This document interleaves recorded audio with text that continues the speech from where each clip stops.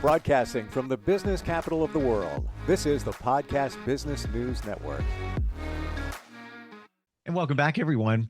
I'm gratified that nowadays people are okay saying that they're going to go see their therapist or talk to their therapist. You know, if you went back 20, 30 years, people would be afraid to admit that. Others might judge you thinking, all right, what's wrong with them? You know, or these two words, mental health. You say them, back in the day, a whole different picture, unfortunately, people would have. Question, how do you know that you need therapy? We're going to start there today with somebody who is behind a great center in Massachusetts. It's called New Beginnings, and they offer so many different types of therapy, from outpatient, in-home therapeutic, group therapy, school counseling. They work with a lot of school districts as well. And she is from that center. It's great to have her back with us. Sherri Alexandrovich joins us on the program. How are you doing today? I'm doing good. How are you doing? Really good. Really good. And I'm glad we're Good. talking about this. It's a lot of times people will stay away from therapy. Maybe it's a misconception. Maybe it's the thought of how it goes. Maybe it's the thought of being masked down and vulnerable. But what's the starting point there? How do you know that you should reach out to a therapist? So that's a great topic for today, and I agree. I think that the stigma that used to be attached to therapy is certainly much less nowadays. I think that there's more people in therapy than not in therapy, rightfully so, or justifiably so. Honestly, I mean, people come to therapy for a variety of different reasons, and they can be something as going through a divorce, or transitioning to college, or having, a breakup with a relationship or a new job, or struggling to get out of an abusive relationship. There's a multitude of different reasons why, people come to therapy. I think when you have that internal feeling that that something is not right, and it's important that you can be able to seek out and talk to people about what that is, or to seek help, or to get some guidance, regardless of kind of the depth of what it is that you're experiencing. One of the important things when you have kind of a trauma background, or something that's really happened in your lifetime that's pretty profound, it almost stays frozen. And if you don't go back and talk about it, it stays preserved in that, almost like that frozen state. So say you had this traumatic event at 15 and you never talked about it, and now you're, say, 55, 60. When you think about that event at 15, it's going to be just as fresh as it was when it happened, if you don't take it out of its preservation and talk about it, because it stays in that moment. And then every time that you have a trigger, or you experience something that has any level of association to that, you're going to be heightened, and it's going to feel like it's happening to you all over again. And that's one of the really big reasons I think that it's important to go back and process these life experiences, because in this moment, right here and right now, you're safe. And it's not happening to you, but it feels like it's happening to you if you're just starting to now uncover it. And so I think that that's one of the really big reasons why it's important to kind of go back and talk about these things, because everything that's happened in our life, regardless how big, how small, negative, positive, it impacts us today. It impacts how we see things. It impacts the decisions that we make. It impacts what our next decision is going to be. And it doesn't always impact us in a positive way. Sometimes, we will avoid things out of fear, or we will not want to repeat things because we've had another experience about it. And we don't always have the opportunity to reframe that and make it a positive one. And so, if we don't go back and we don't talk about what that problem is or what that event was, it's going to kind of stay frozen in itself. And then you're always going to have that negative affiliation. So I think just for forward movement and to be able to process things, and to always be striving for our better self, that in itself is a really good reason why you should go to therapy. Is it true that you might not even know or remember what happened at insert age, whatever it might be, 7, 15, whatever? You might not even be aware, but you get triggered or something happens in your adult life and you react in a Mhm. certain way, but you don't know. It's, I want to say this with love. It's not your fault. You may beat yourself Right. up saying, "Hey, I don't know what it is, why I can't, this happens, and then I do this. I don't know why I do this." It could be from your childhood and something that Mhm. happened, big or small, could be something Right. very insignificant to many, but Mhm. that could be sitting out there and you're not even aware of it, right? Right. And so pre-verbal trauma, let's just talk about that for a minute. There are so many people who don't remember or have that pre-verbal trauma prior to the age of 2, prior to the age of 3. Now Wow. you don't have those memories, but what you do have is the body sensations. I don't know if anyone's ever read the book, The Body Keeps Score. Our bodies don't forget, our minds don't forget. So we have Mm, that experience that's inside of us. If we were neglected, if we weren't taken care of when we were first born, if we stayed in our cribs and we cried for hours, if our first experience with a parental figure or a caregiver was a negative experience, at 13, at 15, at 20, at 25, we're not going to understand exactly why we're having these sensations or why we have this aversion to a specific topic or a specific situation.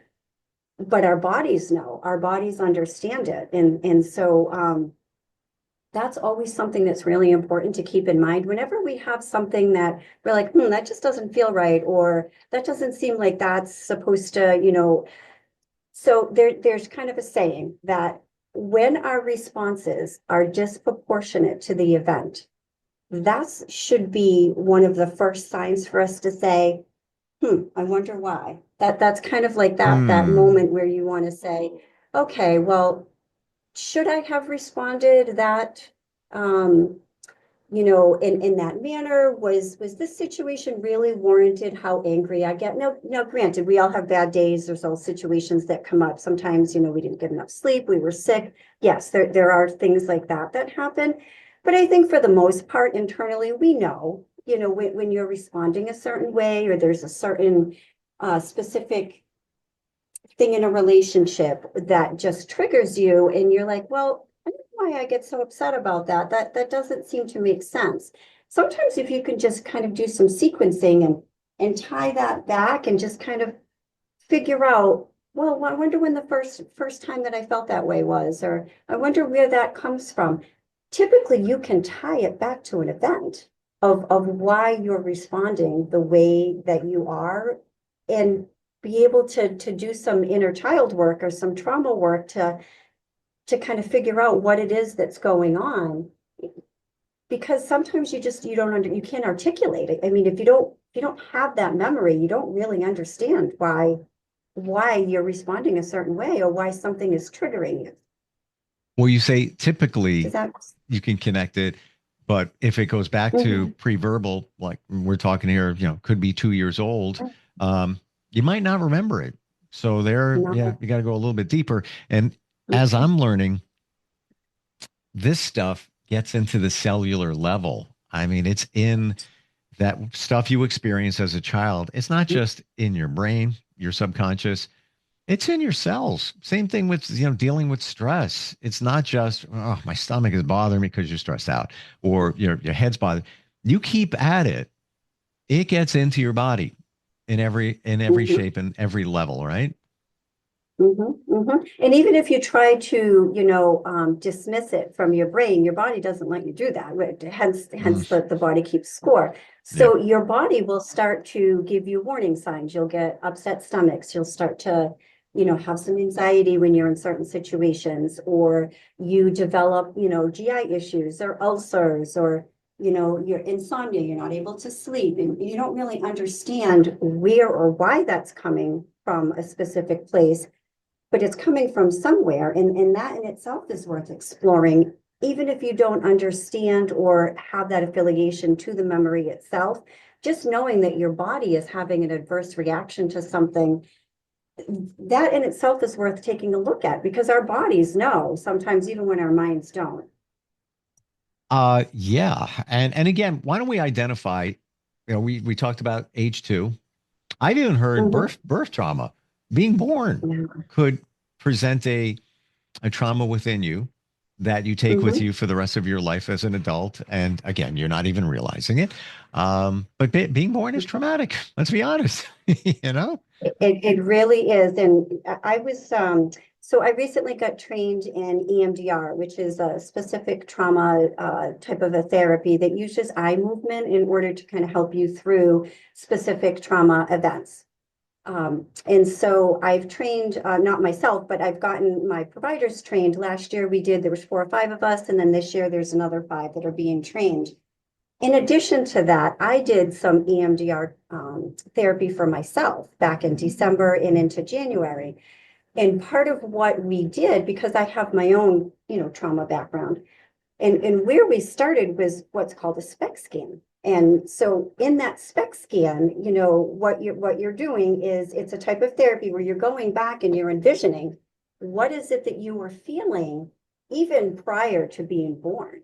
And it's an interesting type of therapy. And so for me, without even thinking, when we were doing this EMDR, the first question is she's kind of setting up, it's a whole type of therapy. You don't, just ask the question, what is the first thing that you could envision being a spec? And there's a script that goes with that.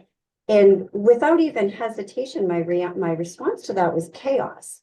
And that's exactly what I could have envisioned the pregnancy like with my mother, given her mental illness and the variety of things that she was dealing with, was just chaos. And Wow. I could feel that in my body without even really having an attachment to it, or obviously not even having a memory for it. But How it's did you it's know? interesting how far back this comes from. I'm How sorry? did you know to go back that far? That's pretty far. Well, so I didn't. I was not the therapist. I was the patient. So, so my therapist in that moment, I mean, I know of my past, and I went because there were some things that I felt were important for me to kind of go back and work through, and different stages of your life. You want to remember certain things differently, or you want to be able to go back and uncover, or there are just some things that you're still triggered by that, maybe you weren't ready to deal with at 15, that you're ready at 40 or 55 or whatever, name the age. But so while I was doing my own EMDR, she kind of, this is just where she took me. And I had about 6 or 7 different sessions with her.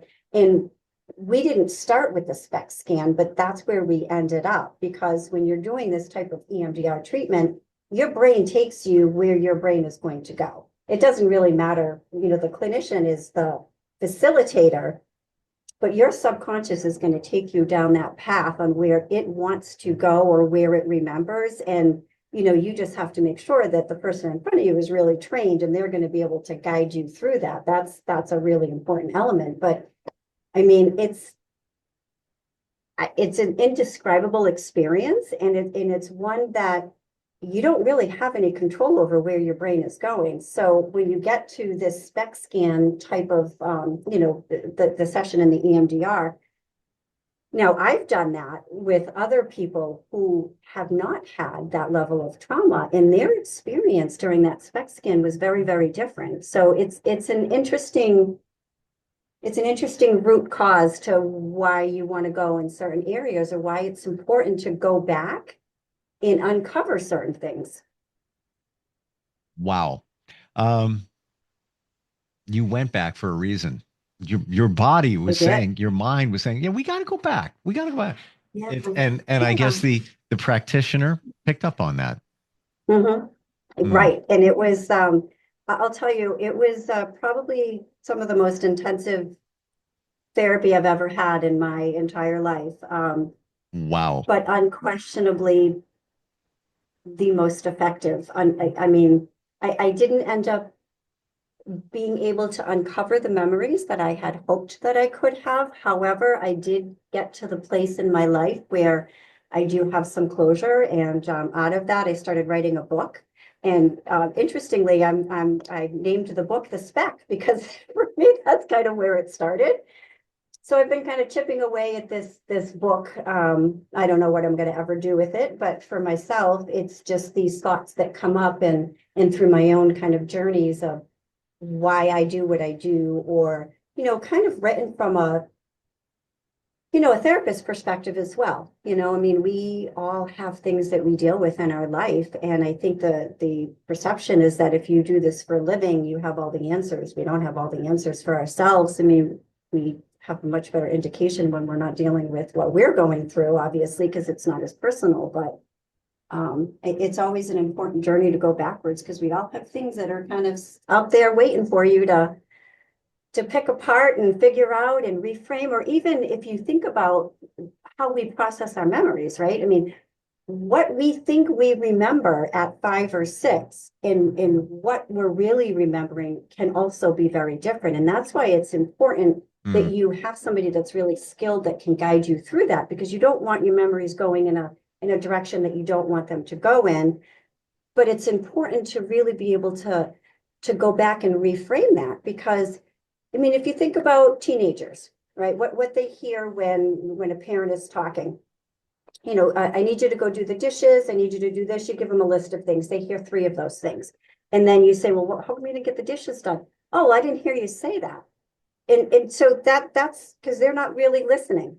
And so that's just kind of a good example of why it's important to just maybe come back and have those conversations or reframe those. And I know that's a silly example, but I Not was at just all. trying to keep it in a neutral place. It's because not everybody's listening all the time or hearing all the time. And then that person gets upset and they're like, well, I didn't hear you say that. Or, it feels like you're angry with me about that.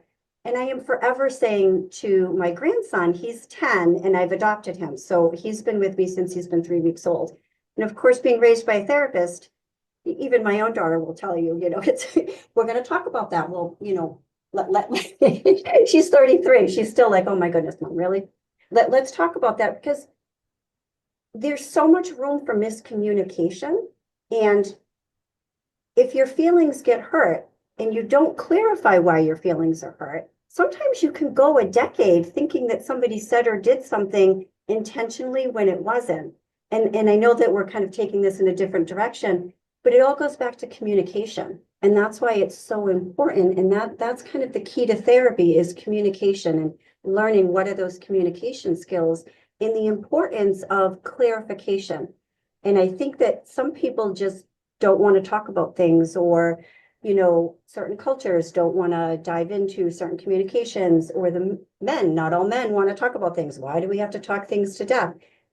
Well, the only way that we can move forward is to talk about why we're feeling the way that we're feeling today. It doesn't have to be an hour conversation. It can be just a simple clarification that can then start a whole new conversation of more positivity. It's awareness. It's an eye opener. I appreciate your transparency. It speaks volumes. Here you are, created this amazing center helping so many people, so many school districts, children, adults, everywhere in every different shape and form. But you're still learning yourself on how to help others as you help yourself. And I mean, what you just said runs deep. Like, whoa. Yes. I've heard about birth trauma and things like that. Never really fully understood it until today. But that realization, and last night I was with, I'm in a group, a men's group. We do like a lot of leadership and community service. But we also, we'll go a little bit deeper, shadow work. So to your point here of the awareness, the realization, it was 12 questions somebody threw out last night. Man, had a journal in front of us, and we're just, it was like maybe 8 of us in the room. And they were just kind of basic questions. Well, maybe, what are you embarrassed to share with others? That kind of thing. Call it in there, that wheelhouse. I realized as I went through these questions that out of 12, 3 or 4 just can't remember exactly, don't have it in front of me, connected to my father. And Mm-hmm. my father didn't have the closest relationship. Parents got divorced when I was very young. He passed suddenly when I was in my low 20s. And I look now, I'm very much like him now. Um, Mm-hmm. but I didn't realize those questions, and I wasn't trying to answer him that way, but it came up to him. So I probably have stuff floating out there I need to resolve because it was so far ago when he passed. And, you kind of put that to the side. That's not in your face part of your life at this moment. But it's probably just like you discovered those things in working with that practitioner. Right, right. It's important. Everything impacts us, whether Yeah. it's positive, negative. Every experience that we have impacts us. Every person in our life impacts us. But the wonderful thing about that is we get to decide how it impacts us. We get to Mm, decide what we're going to do with that next. I say this a lot, the what's next, and that's really what's important because what we did yesterday or what we did even an hour ago doesn't have to be what we do tomorrow, doesn't have to be what we do in 5 years from now. Everything are stepping stones, and everything that we do, New Beginnings, the name for it in itself had a lot of thought behind, why I came up with that name, and building blocks to a brighter future. That's on my website, and that is so true. Everything that we do is a building block, and just because we repeat something doesn't mean that we lost everything that we've built. And, I had a session recently, and the client was feeling really regressed she was triggered, something came up. She was feeling really down on herself. And, my response to that is, so you're telling me you've lost 2 years worth of coping skills because we regressed in this one area. And so just as I was kind of challenging that thought, she was able to really see that, well, wait a minute. No, I didn't really lose all of those coping skills. Today, I'm having a mm, triggered response or trauma response to something. And we spent over an hour just wow. processing through it. And at the end of it, we were really able to see that these things are going to happen. We're always going to have moments in our life that come back and trigger us. And to be able to just know that we can just pull out that toolbox, add a few more coping skills into it, and guess what? Now we can just have that forward movement, and we can be able to handle this item that comes up. Sure. Because if you've not experienced it before, how do you know you can handle it? Absolutely. And, it's been said that we are here to learn and teach, learn and teach. So when I Mhm. hear Right. on your website building blocks, that's the learning because one block gets you to the next, to the next, to the next. And you can't fix any of this stuff unless you learn about it. That's why we're talking about it today. Sherri, how do Right. we find you? How do we connect with you? If somebody's looking for any kind of therapy, has questions about anything that you do, what we're talking about today, how do we find you? So the website is New Beginnings Wellness Center, and where we have a Facebook page. We also have a website. I think it's New Beginnings, WC.com is our website. We also have 508-754-1141 is the main line. You can call and make a referral for intake, or you could do it right on our website as well. Our website also has, what insurances that we take, the services, the programs that we offer. Our emails, my email's up there on the clinical page, and then there's the referral page as well, where you can make a referral right on the website there. Thank you so much for today. Learned a You're lot, welcome. validated a lot, reinforced Oh, things that I've heard, and I'm sure others. And again, I really have to say it once more. Thank you for your transparency coming from you, knowing, a couple of months ago you were going through that a different type of therapy to learn how you can help others, but also yourself to have a realization. Um, right. Super cool. And I really appreciate it. Thank you again. Oh, you're welcome. Thank you for having me.